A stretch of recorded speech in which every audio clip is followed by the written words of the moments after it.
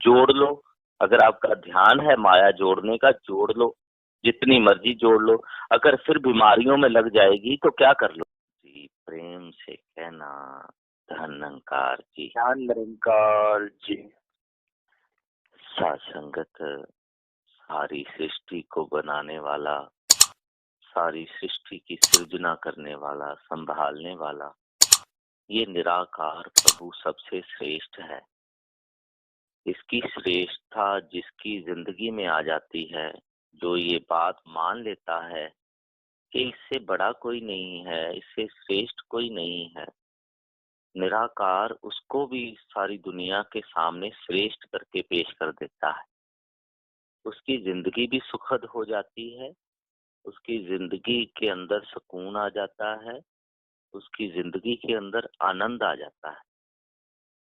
दुनिया के हालात कैसे भी रहे, दुनिया की परिस्थितियां कैसी भी रही, भगत की जिंदगी की परिस्थितियां कैसी भी रही, भगत की जिंदगी में हालात कैसे भी रहे, कुछ भी हुआ हो, उसको बुरा कहा गया, अच्छा कहा गया, कुछ भी, इन सब चीजों से ऊपर उठ के वो अपनी जिंदगी में आनंद लेता है। वो क्या भगत कबीर जी के घर में खाने के लिए बहुत था? क्या जो शबरी थी, क्या उसके पास बहुत था? रविदास जी के पास बहुत था? लेकिन वो सब चीजों से ऊपर उठ जाते हैं। जिनके पास बहुत था उनको भी वो नहीं, उसके साथ सुकून था। मीरा राजे की पत्नी माना गया ना, उसको कहा गया है, उसमें भी उसको सुकून नहीं है, पैसे में सुकून नहीं मिला उसको, क्योंकि वो ये जो लगन है, ये लगन जिसको मिल जाती है, लग जाती है, उसके लिए। और जैसे कई बार दास बताता है, ये मजनू को पूछा गया, मजनू हजरत कौन बनेगा? तो वो आगे से बोला नहीं, उन्होंने दो नाम लिए, वो फिर भी ना बोला। तीसरी बार फिर पूछा, दो नाम लिए, फिर भी ना बोला। कहते मजनू तुझसे पूछते हैं हजरत कौन बनेगा? वो कहता जी हजरत मेरी लैला बनेगी। वो बड़े कहते तू पागल दीवाना है, कह के चले। तो उसे एकदम दास को एहसास हुआ कि देखो, जो मर्जी दुनिया जहां मर्जी गीत गाए, जो मर्जी कहे, लेकिन जो अपने प्यार करने वाला अपने यार पे टिक जाता है, अपने ही प्यार की बात करता है, हर बात में अपने प्यार की बात करता है, यही रब्बी आशिकों का हाल होता है। इश्क तो इश्क ही है ना, चाहे उसका मिजाजी था तो उस पे टिका था, लेकिन भगत का हकीकी होता, हकीकत के साथ इश्क होता, निराकार के साथ, सतगुरु के साथ होता, तो वो वहीं टिका होता है। उसकी जिंदगी में हालात कैसे, परिस्थितियां कैसी, पर वो टिका अपने मुर्शद पे होता है। उसकी हर बात में जिक्र इस इलाही का, इस निराकार का, सतगुरु का ही होता है। सबसे श्रेष्ठ है निराकार, सबसे श्रेष्ठ है सतगुरु, तो भगत इसकी श्रेष्ठता को जानता है। ये जानता है कि सारी सृष्टि को पैदा करने वाला, सारी सृष्टि को चलाने वाला, प्रलय करने वाला, सब कार्य करने वाला तू खुद है। तेरे बिना कोई नहीं है, तेरे बिना कुछ नहीं है। ये इतनी अवस्था तक पहुंच जाता है तो जिंदगी में श्रेष्ठ स्थान निराकार को, सतगुरु को देता है। कई बार हम अपनी जिंदगी में जो श्रेष्ठ स्थान है, अपने रिश्तों को, अपनी माया को, अपनी और उपलब्धियों को देते हैं, लेकिन भगत जो होता है उसकी जिंदगी में श्रेष्ठता, विशेषता, हर चीज अपने सतगुरु निराकार पे रहती है, संगत पे रहती है, बाकी सारी चीजों को नीचे रखता है। मुझे अभी भी याद है, मैं एक बार दिल्ली गया और कविता बोली, संगत खत्म हो गई, बाबा जी ने प्यार भी दिया, तो शास्त्री जी अपने घर ले गए दास को। शास्त्री जी के साथ उनका घर जाना हुआ, तो शास्त्री जी के पास दास बैठा। शास्त्री जी कहते कि अब तू कविता बोली, कितनी प्यारी कविता बोली तूने, अब तू संगत को कहे मुझे पैसा किराया पैसा दे दो, मैंने अमृतसर जाना है, किराए के पैसे मांगे संगत से, तेरी क्या इज्जत रह जाएगी? तो मैंने कहा हाँ, कोई इज्जत नहीं रह जाएगी जब सबसे पैसे मांगूंगा। चाहे संगत मुझसे प्यार करती, फिर भी अगर पैसे मांगू तो कोई इज्जत रह ही नहीं जाती उस रूप में। कहते इसलिए माया को ठुकराना नहीं है, माया को ठुकराना नहीं है। हाँ, लेकिन माया को अव्वल दर्जा, पहला नंबर नहीं देना, माया को दूसरे नंबर पे रखना। पहले नंबर पे निराकार को रखना, सतगुरु को रखना, संगत को रखना, और दूसरे नंबर पे माया को। ये माया को विशेषता महत्वता नहीं देनी है, लेकिन ठुकराना भी नहीं। ये है निरंकार ने आपके चरणों की दासी बनाया हुआ। बचपन से एक बात सुना करता था कि लक्ष्मी के दो निशान है, एक माथे पे है, एक कदमों पे है, कि सारी दुनिया उनके कदमों पे सजदा करती है, उनको पूजती है, हमारे घर आओ, हमारे घर आओ, हमारे घर रहो, लक्ष्मी की ऐसे पूजा करती है। और लक्ष्मी के माथे पे वो संतों के चरणों पे सजदा करती है कि मुझे अपने पास रखो, क्योंकि आपके पास रहूंगी तो आप सेवा में लगाओगे, अच्छी जगह धन लगेगा। उस रूप में महात्मा, बचपन में कई बार सुना महापुरुषों के विचारों कि वो जो माया है वो दासी है संतों की, क्योंकि ये संत इसके पीछे भागते नहीं हैं, माया पति के पीछे लगे होते हैं। इससे निराकार प्रभु के साथ नाता जुड़ा होता है और इनकी कोई भी इच्छा नहीं होती है इसके प्रति। तो इसलिए भगत माया को ठुकराता तो नहीं है और ना ही इसको अव्वल दर्जा देता है। तो जिस बात से बात शुरू हुई, ये श्रेष्ठ है, सारी कायनात को बनाने वाला, इसी की श्रेष्ठता भगत की जिंदगी में श्रेष्ठता ही रहती है। ये नहीं है कि ज्ञान मिला है तो एक साइड में रख दिया है। जैसे कल भी सेवाएं थी संतों में और यही एक जिक्र चल रहा था कि हमने ये ध्यान देना है कि हमारा निराकार के साथ नाता कैसा है, कैसा हमारा रिश्ता जुड़ा है, मजबूत है या कमजोर रिश्ता है, ये देखना है। जैसे हमारे रिश्तेदार होते हैं, कुछ रिश्तेदार तो सिर्फ खुशी और गमी के लिए रखे होते हैं। शादी का दिन आया है, हाँ वो बुआ की सास है तो बुला लो उनको, उनका भाई की बहन है तो बुला लो उनको। सिर्फ शादी का टाइम आया है, वो दिल्ली में रहते हैं, कभी फोन भी नहीं करा, कभी बात भी नहीं हुई, लेकिन अब वो खुशी का मौका आया है, शादी का मौका आया है, तो उनको याद कर लो, तो बुला लिया जाता है। अब गमी का मौका आ गया कोई, तो उनको याद कर लो। और कुछ रिश्ते ऐसे होते हैं जिनके बिना दिन ही नहीं निकलता, बात ना हो तो टाइम नहीं गुजरता, बात ना हो तो दिल नहीं लगता।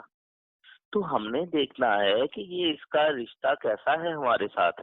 हमारे घर में खुशी आई, चलो संगत करा लो, संतों महापुरुषों को बुला लो, गमी आई तो संतों महापुरुषों को बुला लो, निराकार को याद कर लो। बस इतना खुशी गमी वाले रिश्ता रखा है इसके साथ कि जहाँ पल पल इसके साथ मेरा नाता है, पल पल पक्का वाला रिश्ता है इसके साथ।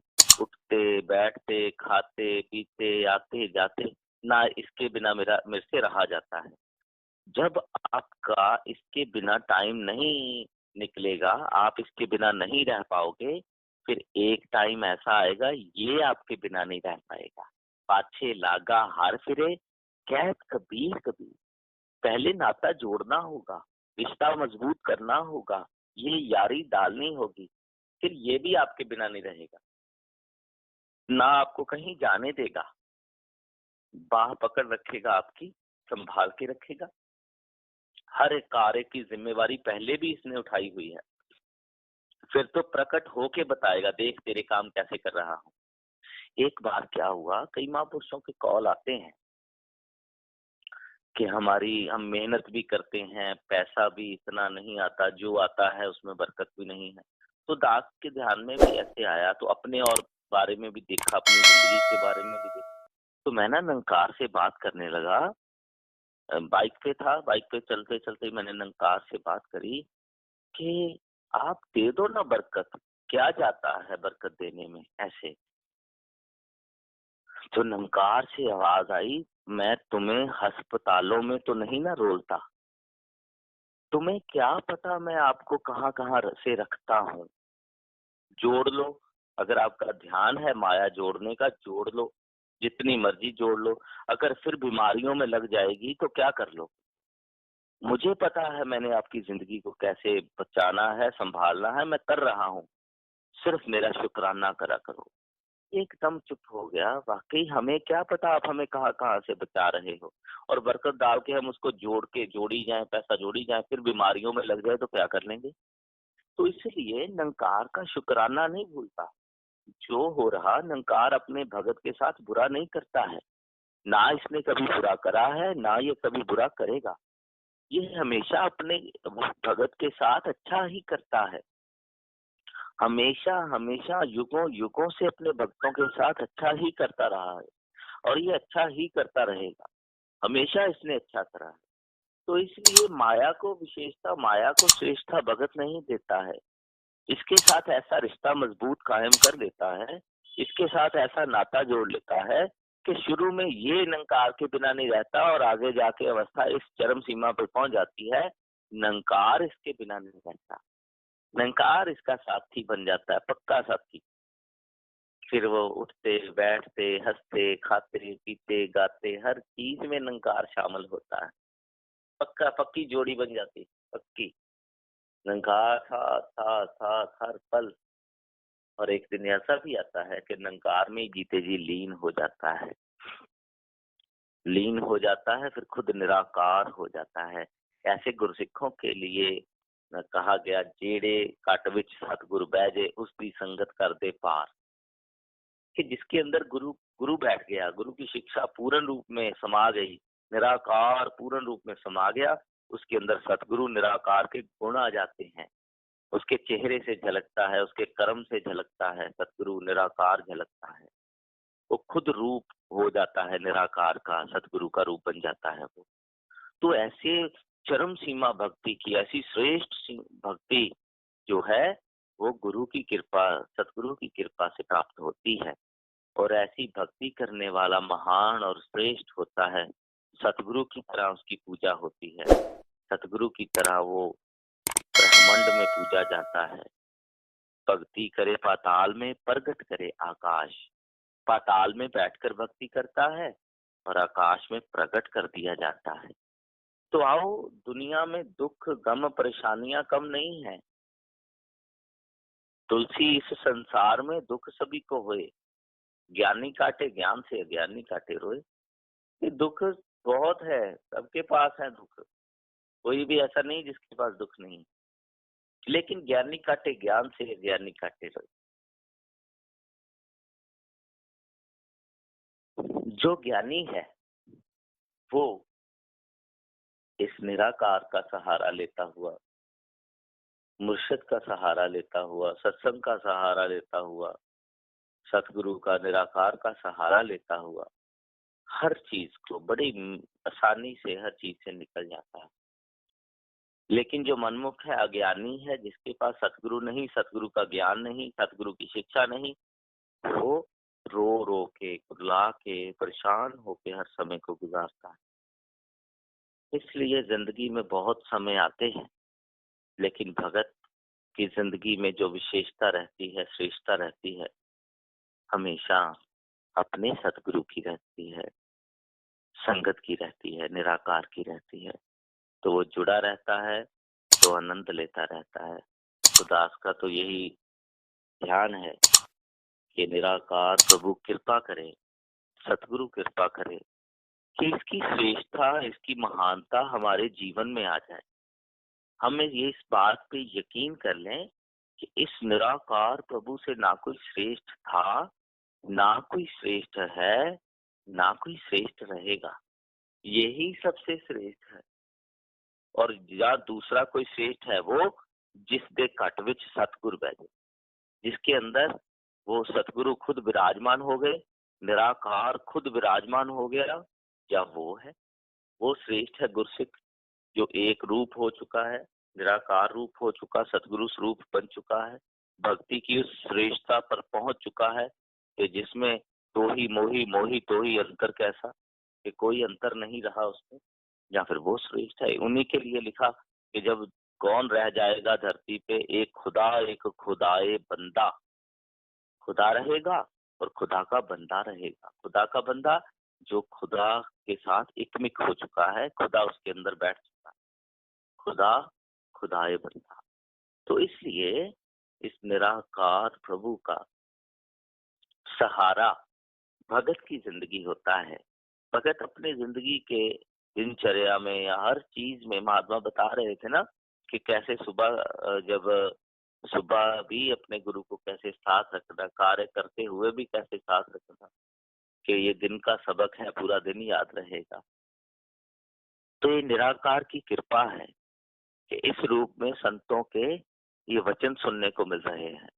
ये कृपा है सतगुरु की। जो सतगुरु का प्यारा होता है, निराकार का प्यारा होता है, उसका कोई कुछ नहीं बिगाड़ सकता। वो मस्त रहता है, निराकार के साथ डायरेक्ट कनेक्शन होता है, निराकार के द्वारा चुना गया होता है, निराकार ने उसे पकड़ा होता है।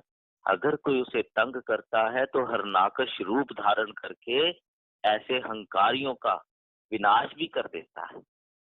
तो इसलिए ये कहानियां नहीं है, ये इतिहास गवाहियां देता है इसके लिए कि इससे इस इसके ऊपर नहीं विचार, जाके मन वस्यो नंकार। कि विचार क्या करनी, इसके ऊपर विचार ही खत्म हो जाती है जिसके मन निराकार बस जाता है, जो निराकार का रूप हो जाता है। इसके ऊपर नहीं विचार, कोई इसके ऊपर कोई विचार नहीं। क्या बोलना, इसके आगे रह ही नहीं जाता, इसके आगे क्या बोलना, वो एकमिक हो जाता है। तो भक्ति की चरम सीमा तक पहुंचने के लिए सतगुरु कृपा करता है, संगत कृपा करती है, निराकार कृपा करता है, रहमत का मार्ग है। रहमत होती है तो ये अवस्थाएं प्राप्त होती हैं जिसमें ना गम है, ना सुख है, ना खुशी है, ना गमी है, उसमें सिर्फ आनंद है। आत्मा और परमात्मा के मिलन से जन्म होता है आनंद का। आत्मा मिलती है अपने पति परमेश्वर से तो जन्म होता है आनंद का। जब आनंद का जन्म होता है तो उसकी जो जिंदगी है वो महक उठती है, चहक उठती है। चेहरे उत्ते चमके नूर, उसके चेहरे पे भी नजर आता है कि ये कोई अलौकिक है, ये आम नहीं है, ये कोई अलग है, ये हम जैसा नहीं है। गुरु नानक पातशाह जी छोटे थे ना, तो तभी तो झलकना शुरू हो गए थे ना, तभी तो पता चलना शुरू हो गया था कि ये आम नहीं है, ये कोई अलग है, झलकता है। महात्मा बुद्ध राजा सिद्धार्थ के रूप में, इस रूप में अलग शो हो गए ना, कुछ अलग है। तो वो अलग क्या है, अलग कुछ नहीं, निराकार ही है वो। जिसको इसने श्रेष्ठ पेश करना है उसके रूप में खुद प्रकट होता है, उसके रूप में खुद बैठकर प्रकट होता है। दुनिया को लगता है हमसे अलग है, सबसे अलग है, एक को नहीं लगता, सबको ही लगता है। ये निरंकार जब प्रकट करता है, जो अपनी मर्जी से प्रकट होने की कोशिश करता है उसका भी पता चल जाता है कि बड़े बड़े हंकारियां नानक गर्भ गले। ये तो हंकारी है, ये अलग नहीं है, ये तो अपनी ही बस बातें कर रहा है। लेकिन जिसमें निरंकार प्रकट होता है, सतगुरु प्रकट होता है, जिस गुरसिख में रूप सतगुर सिखा दा रूप तार के सतगुर प्रकट होता है, जिसमें सतगुरु प्रकट होता है उसका भी पता चल जाता है। और ये सिर्फ पहचान पाते हैं जिनको सतगुरु निगाह देता है, जिनको वो ज्ञान देता है, वो ध्यान देता है, वो दिल देता है। वह साथ संगत सबसे श्रेष्ठ इस निराकार को मानने वाला खुद श्रेष्ठ हो जाता है। सबसे बड़ा इस निराकार को मानने वाला खुद बड़ा हो जाता है। लोगो हम हैं निरंकारी, नाम के है व्यापारी, किसी से वैर नहीं है, कोई भी गैर नहीं है। ऐसी अवस्था में उसको सब अपने लगते हैं। ये नहीं है कि ये सच बात है। निरंजन बहन जी एक बार बात बताई थी उन्होंने, कहते मैं राजमाता जी से कोई बात कर रही थी कि माता जी वो ऐसे कहते हैं, वो ऐसे कह रहे थे, वो ऐसे कह रहे थे। तो पीछे बाबा गुरबचन सिंह जी सुन रहे थे कहीं, तो बाबा गुरबचन सिंह जी ने पीछे से आवाज लगाई कि निरंजन ये तो गुरुओं को भी नहीं छोड़ते हैं। तो बातों का क्या, बाबा जी ने सीधी कहा कि ये बातें करने वाले तो गुरुओं पीरों पैगंबरों को भी नहीं छोड़ते हैं, तूने अपने दिल पे नहीं लेनी। तो अपना जो मार्ग है हमारा भक्ति वाला, इस निराकार प्रभु का, जैसे उस दिन में मिलन जी का कॉल आया तो मैं थोड़ा था, मैं कहा यार इस निराकार के नंद में बोल देता हूँ, किसी को अच्छा लगे ना लगे तो पता नहीं, मैं तो चुप रहना चाहता हूँ, ना ही बोला करूँ तो अच्छा है। तो आगे से मिलन जी कहते आपने सेना से क्या लेना, आपका तो ये भगवान कृष्ण सीधा साथ खड़ गए, आपने सेना से क्या लेना, ये यारी है, ये नाता है, आप इनके अकॉर्डिंग चलो ना। आप क्यों कहते हो कोई क्या कहेगा, कोई कैसा सोचेगा, कोई क्या बोले, आपका ये ध्यान नहीं। तो यही भगत की, सबको बोलते हैं, कौन सा भगत है जिसको नहीं बोला गया। जब ये भक्ति की अवस्थाएं, भक्ति की चरम सीमा पे पहुंचा जाता ना, तो ये अपने विरोध भी साथ ही खड़ा कर देता है, ताकि इसको अहम ना आए, इसको अहंकार ना आए। खुद ही बचाने वाला भी होता है, खुद ही संभालने वाला भी होता है। तो आओ साथ संगत, इस निराकार प्रभु का सहारा लिया हुआ है जिस भगत ने, उसकी जिंदगी में आनंद ही आनंद है। जिस भगत ने इसको श्रेष्ठ माना हुआ है, उसकी जिंदगी में सुकून ही सुकून है। आओ इसका ही सहारा लेते रहे, इसमें स्थित हो जाए, इसमें लीन हो जाए, इसका रूप हो जाए। साथ संगत की प्रेम से कहना धन्यवाद।